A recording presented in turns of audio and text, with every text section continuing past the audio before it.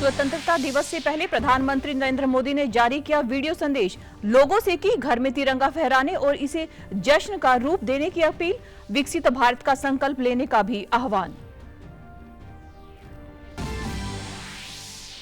पंजाब भाजपा के प्रधान केवल सिंह ढिल्लों ने कांग्रेस और आम आदमी पार्टी पर साधा निशाना। पंजाब सरकार को पेपर लीक, रोजगार और कर्मचारियों की डीए समेत कई मुद्दों पर घेरा।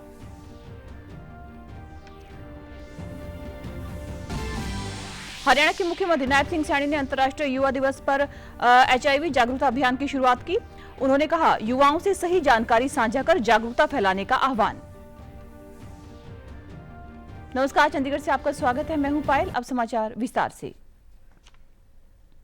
प्रधानमंत्री नरेंद्र मोदी ने वीडियो संदेश के माध्यम से देशवासियों से हर घर तिरंगा अभियान को उत्सव के रूप में मनाने की अपील की है।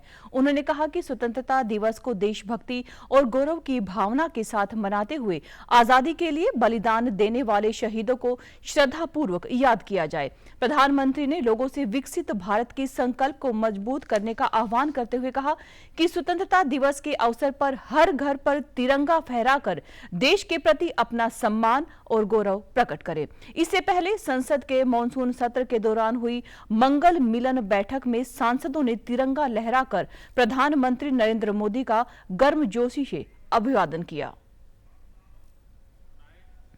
स्वतंत्र सेनानियों को श्रद्धांजलि दें, विकसित भारत का संकल्प लें। हर घर तिरंगा, घर घर तिरंगा, हर मन तिरंगा। आइए हर घर पर तिरंगा लहराइए।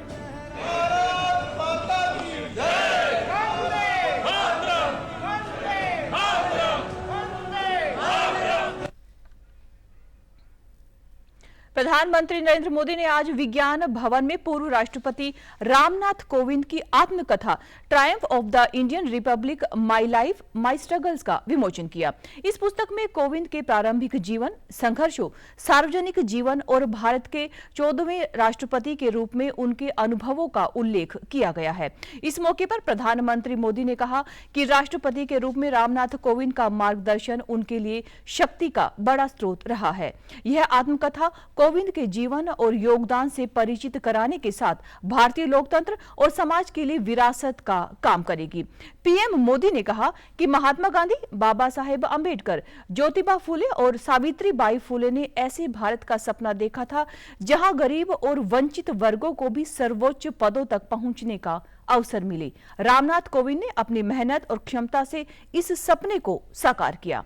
प्रधानमंत्री ने युवा पीढ़ी से कोविंद के जीवन और अनुभवों को पढ़ने का आग्रह भी किया। विमोचन का अवसर मिला है। मैंने उनके जीवन को जितना समझा है, उनकी कार्यक्षमताओं को जितना जाना है, मैं पूरे विश्वास से कह सकता हूं कि श्री रामनाथ कोविंद जी की ऑटोबायोग्राफी अपने आप में भारतीय लोकतंत्र और भारतीय समाज के लिए एक धरोहर बनेगी। इस मौके पर पूर्व राष्ट्रपति ने कहा कि राजनीति सत्ता हासिल करने का नहीं बल्कि राष्ट्र सेवा का माध्यम है। उन्होंने शिक्षा को अवसरों के द्वार खोलने वाला महत्वपूर्ण साधन बताया और प्रधानमंत्री आवास योजना के तहत करोड़ों लोगों को मिली आवास सुविधा का 2017 में राष्ट्रपति चुना गया तो वे स्मृतियां मेरे मानस पटल पर पुनः लौट आई कि आज भी भारत के किसी गांव में शायद एक छोटा सा रामनाथ टपकती छत के नीचे खड़ा होगा और एक बेहतर भविष्य का सपना देख रहा होगा। अनकोट। आज मुझे ये देखकर संतोष होता है कि नए भारत में ऐसे करोड़ों लोगों को छत मिली है। प्रधानमंत्री आवास योजना ने असंख्य गरीब परिवारों को केवल मकान नहीं दिया बल्कि गरिमा और सुरक्षा का एहसास भी दिया है। पंजाब भाजपा के अध्यक्ष केवल सिंह ढिल्लों ने कल चंडीगढ़ स्थित पार्टी मुख्यालय में प्रेस कॉन्फ्रेंस कर भगवंत मान सरकार और आप के वरिष्ठ नेता अरविंद केजरीवाल पर निशाना साधा। उन्होंने आरोप लगाया कि पेपर लीक, युवाओं को रोजगार और कर्मचारियों की डीए जैसे मुद्दों पर जब लोग सरकार से जवाब मांगते हैं तो उनकी समस्याएं सुनने के बजाय उनसे मारपीट की जाती है। उन्होंने सवाल उठाया कि यदि धरना प्रदर्शन करना लोगों का लोकतांत्रिक अधिकार है तो यह अधिकार अब कहां चला गया है। उन्होंने सरकार से किसानों, युवाओं और कर्मचारियों की समस्याओं को गंभीरता से सुनने और उनका समाधान करने की मांग की। कांग्रेस पर निशाना साधते हुए ढिल्लों ने कहा कि संसदीय कार्य मंत्री किरेन रिजिजू के यह स्पष्ट करने के बाद कि केंद्रीय गृह मंत्री अमित शाह विपक्ष के सवालों का संसद में जवाब देंगे, विपक्षी दलों को संसद में रुक कर जवाब सुनना चाहिए था। उन्होंने आरोप लगाया कि विपक्ष संसद का बहिष्कार करके चला गया। ढिल्लों ने कहा कि राहुल गांधी और विपक्ष नेता दिल्ली तथा प्रयागराज में प्रदर्शनों का मुद्दा उठाकर विरोध दर्ज कराते हैं, लेकिन रांची में बच्चों और प्रदर्शनकारियों पर लाठी चार्ज की घटना के दौरान राहुल गांधी वहां पर नहीं पहुंचते। उन्होंने आरोप लगाया कि विपक्षी दल अलग अलग राज्यों में अलग अलग रवैया अपना रहे हैं। यही गल है भी जिथे रौला पवे दिल्ली जा सकते आ, जे फरीदकोट दे विच पेपर लीक होए ਜਾਂ 6 पेपर लीक पंजाब च होए ਉਹਦੇ ਲਈ ਇਹਨਾਂ ਦਾ ਜਿਹੜਾ ਕੋਈ ਉਹਦੇ ਲਈ ਕੋਈ ਦੰਡ ਮੇਟ ਨਹੀਂ ਕਿਸੇ ਨੂੰ ਜਾਂ ਸਟੂਡੈਂਟ ਨੂੰ ਜਾਂ ਉਲਟਾ ਇਸ ਵੇਲੇ ਤਾਂ ਪੰਜਾਬ ਦੇ ਵਿੱਚ ਇਹ ਹਾਲਾਤ ਨੇ ਜੇ ਕਰਮਚਾਰੀ ਆ ਜਾਂ ਨੌਜਵਾਨ ਆ ਜੇ ਰੁਜ਼ਗਾਰ ਲਈ ਮੰਗਦੇ ਆ ਜਾਂ ਆਪਦੇ ਡੀਏ ਲਈ ਕਹਿੰਦੇ ਆ ਤਾਂ ਉਹਨਾਂ ਦਾ ਗੱਲ ਸੁਣਨ ਦੀ ਥਾਂ ਤੇ ਸਰਕਾਰ ਇਸ ਚੀਜ਼ ਤੇ ਉਤਰੇ ਆਈ ਆ ਸੋਚ ਤੇ ਦਿੱਲੀ ਦੇ ਵਿੱਚ ਡਿਫਰੈਂਟ ਸੋਚ ਆ ਤੇ ਆਪਣਾ ਫਰੀਦਕੋਟ ਦੇ ਵਿੱਚ ਡਿਫਰੈਂਟ ਸੋਚ ਆ ਹਰੇਕ ਜਗ੍ਹਾ ਅਲੱਗ-ਅਲੱਗ ਸੋਚ ਦੇ ਨਾਲ ਚੱਲਦੇ ਆ। चंडीगढ़ पुलिस के ऑपरेशन सेल ने विदेश में बैठे गैंगस्टर दीपक नंदल के नेटवर्क से जुड़े हथियार सप्लाई मॉड्यूल का पर्दाफाश करते हुए 4 आरोपियों को गिरफ्तार किया है। पुलिस के मुताबिक गिरफ्तार आरोपियों में से 3 दीपक नंदल के कथित गुर्गे हैं, जबकि चौथा आरोपी पाकिस्तान में बैठे हथियार सप्लायर के संपर्क में था। पुलिस ने आरोपियों के कब्जे से 3 विदेशी पिस्टल, 2 मैगजीन और 19 जिंदा कारतूस बरामद करने का दावा किया है। एसपी गीतांजलि खंडेलवाल के मुताबिक स्वतंत्रता दिवस के मद्देनजर सुरक्षा इंतजामों के तहत ऑपरेशन सेल की टीम इलाके में गश्त कर रही थी। इस दौरान शक के आधार पर 3 युवाओं अजय, रोहित और देव को पकड़ा गया। तलाशी के दौरान उनके पास से एक जिगाना पिस्टल और चीन की बनी PX3 पिस्टल बरामद हुई है। पूछताछ और जांच के दौरान पुलिस हथियार सप्लायर निशान सिंह तक पहुंची और उसे भी गिरफ्तार कर लिया गया। पुलिस जांच में सामने आया कि अमृतसर के सीमावर्ती इलाके के गांव कक्कड़ का रहने वाला निशान सिंह पाकिस्तान में बैठे एक हथियार सप्लायर के संपर्क में था। निशान सिंह अपने खेत में ड्रोन के जरिए हथियारों की खेप मंगवाता था और बाद में इन्हें गैंग से जुड़े लोगों तक पहुंचाता था। उसके कब्जे से चीन की बनी एक PX3 पिस्टल, एक मैगजीन और 8 जिंदा कारतूस बरामद हुए हैं। हथियार और एमिनिशन मिला है और एक अमृतसर का रहने वाला है लड़का जिसने इन वेपन्स को पाकिस्तान से मंगवाया है ड्रोन के थ्रू और आगे इन 3 लड़कों को सप्लाई किया है। और ये 3 लड़के दीपक नांदल गैंग से जुड़े हैं और ये किसी वारदात को अंजाम देने के लिए इन हथियारों को लेके गुड़गांव जा रहे थे। इनकी हिस्ट्री पहले कोई नहीं है, जो इन्होंने बताया है उसमें यही है कि इन्होंने किसी टारगेट की रेकी करी थी गुड़गांव में और किसी फायरिंग इंसिडेंट के लिए इनको टारगेट दिया गया। स्वतंत्रता दिवस के मद्देनजर पंजाब के डीजीपी गौरव यादव ने कल SAS नगर यानी कि मोहाली में रूपनगर रेंज की कानून व्यवस्था समीक्षा संबंधी बैठक की अध्यक्षता की। बैठक में रूपनगर, SAS नगर और फतेहगढ़ साहिब जिलों की सुरक्षा एवं कानून व्यवस्था की स्थिति का जायजा लिया। डीजीपी ने पुलिस अधिकारियों और जवानों से बातचीत कर उनके सुझाव जाने और उन्हें सतर्क और जिम्मेदारियों के प्रति समर्पित रहने के लिए प्रेरित किया। उन्होंने अधिकारियों को आपसी तालमेल मजबूत करने, जमीनी स्तर पर पुलिस की मौजूदगी बढ़ाने और किसी भी चुनौती से प्रभावी ढंग से निपटने के निर्देश भी दिए। डीजीपी ने कहा कि पंजाब पुलिस स्वतंत्रता दिवस के अवसर पर राज्य भर में सुरक्षित, शांतिपूर्ण और सुचारू माहौल सुनिश्चित करने के लिए पूरी तरह तैयार है। इससे पहले उन्होंने पटियाला में रेंज अधिकारियों के साथ समीक्षा बैठक की थी। इसमें संभावित खतरों, आतंकवाद विरोधी तैयारियों, स्वतंत्रता दिवस समारोह स्थलों की सुरक्षा तथा पटियाला, संगरूर, बरनाला और मलेरकोटला में अमन कानून व्यवस्था बनाए रखने को लेकर चर्चा भी की गई थी। भाजपा द्वारा राष्ट्रीय स्तर पर चलाई जा रही समरसता मुहिम के तहत पंजाब में कलश यात्रा का आयोजन किया जा रहा है।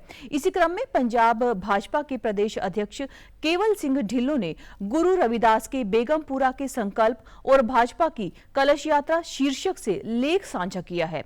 लेख में उन्होंने गुरु रविदास के 650वें प्रकाश पर्व को समर्पित आयोजनों के माध्यम से उनके मानवता, समानता और बेगमपुरा के संदेश को घर घर तक पहुंचाने के भाजपा के प्रयासों का उल्लेख किया गया है। इसमें कहा गया है कि प्रधानमंत्री नरेंद्र मोदी के नेतृत्व में केंद्र सरकार ने सीर गोवर्धनपुर, काशी स्थित गुरुधाम के सुंदरीकरण तथा आदमपुर एयरपोर्ट का नाम श्री गुरु रविदास के नाम पर रखने जैसे महत्वपूर्ण कदम उठाए हैं। सद्भावना संकल्प अभियान और कलश यात्राओं के माध्यम से गुरु रविदास जी के सर्व साझीवालता, भाईचारे और समानता के संदेश को जन जन तक पहुंचाने का प्रयास किया जा रहा है। भाजपा ने इन अभियानों के जरिए सामाजिक समरसता और समानता पर आधारित समाज के निर्माण के प्रति अपनी प्रतिबद्धता दोहराई है। हरियाणा के मुख्यमंत्री नायब सिंह सैनी ने आज अंतर्राष्ट्रीय युवा दिवस के अवसर पर पंचकूला में आयोजित राज्य स्तरीय कार्यक्रम में शिरकत की। इस दौरान उन्होंने राष्ट्रव्यापी एड्स जागरूकता अभियान का शुभारंभ किया। उन्होंने कहा कि यह अभियान 12 अक्टूबर तक चलेगा और युवाओं को HIV से बचाव, सही जानकारी और जिम्मेदार व्यवहार के प्रति जागरूक करेगा। प्रदेश में 105 परामर्श एवं जांच केंद्र, 29 ART और 41 लक्षित हस्तक्षेप परियोजनाएं संचालित हैं। उन्होंने कहा कि HIV का प्रभावी इलाज उपलब्ध नहीं होने के कारण जागरूकता ही बचाव का प्रमुख माध्यम है। सरकार HIV के पीड़ितों को हर महीने 2250 रुपए प्रतिमाह वित्तीय सहायता दे रही है। उन्होंने युवाओं से कम 10 अन्य लोगों तक HIV से जुड़े सही तथ्य पहुंचाने का आह्वान किया। सहयोग से साथियों चलने वाले intensified information, education and communication campaign 3.0 का आज शुभारंभ भी किया है। साथियों, जो आगामी 12 अक्टूबर तक प्रदेश भर में चलेगा। पंचकूला के कार्यक्रम के दौरान मुख्यमंत्री ने कहा कि आज प्रधानमंत्री नरेंद्र मोदी के नेतृत्व में देश की तस्वीर बदल रही है। कभी बोझ समझी जाने वाली आबादी अब भारत की युवा शक्ति के रूप में दुनिया के सामने अवसर और क्षमता का उदाहरण बन गई है। मुख्यमंत्री ने कहा कि युवा केवल आबादी का आंकड़ा नहीं, बल्कि टैलेंट, टेक्नोलॉजी, इनोवेशन, उत्कृष्टता और मजबूत इरादों की शक्ति है। छोटी उम्र हो सकती है साथियों, लेकिन संकल्प बड़ा हो तो इतिहास बदला जा सकता है। साथियों, हम सब जानते हैं चंद्रशेखर आजाद किशोरावस्था में ही देशभक्ति का उन्होंने संकल्प लिया। खुदीराम बोस ने मात्र 18 वर्ष की उम्र में देश के लिए साथियों अपना जीवन बलिदान कर दिया। हरियाणा राज्य सूचना आयोग ने प्रदेश में RTI व्यवस्था को अधिक पारदर्शी और प्रभावी बनाने के लिए व्यापक सुधार अभियान शुरू किया है। मुख्य सूचना आयुक्त TVSN प्रसाद ने कल पंचकूला में प्रेस वार्ता कर बताया कि 12 अगस्त से शुरू यह अभियान 1 वर्ष तक चलेगा, जिसके तहत करीब 25,000 SPIO और प्रथम अपीलीय अधिकारियों को प्रशिक्षण दिया जाएगा। उन्होंने बताया कि अब आयोग में 100% मामलों की सुनवाई हाइब्रिड मोड में होगी। ई-फाइलिंग के लिए वेब पोर्टल शुरू किया जाएगा और रिकॉर्ड को डिजिटल किया जा रहा है। नागरिक प्राथमिक मामलों की सुनवाई के लिए पोर्टल पर समय चुन सकेंगे। उन्होंने कहा कि ग्रामीण स्तर पर काम कर रहे करीब 6,300 सरपंच भी इस मुहिम का हिस्सा होंगे। To serve public and government and public के बीच में हम एक ब्रिज बने। पॉलिसी तो अच्छे बनते हैं, उसको जमीन पे जब उतारते हैं तो कई बातें होती हैं जो हमें सरकार के तरफ भी उनके ध्यान में भी लेके जाना जरूरी है और पब्लिक को भी उसका बेनिफिट पहुंचाना जरूरी है। तो आपसे संवाद करना इसलिए भी जरूरी है कि the act is used responsibly. आप हमारे और पब्लिक के बीच में एक ब्रिज बन सकते हो। It is important for us to protect the instruments of democracy like a treasure. और आप हमारे समाचार YouTube channel DD News Chandigarh, Facebook DD News Chandigarh और social media X DD News CHD पर भी देख सकते हैं। तो समाचारों का सिलसिला समाप्त होता है। नमस्कार।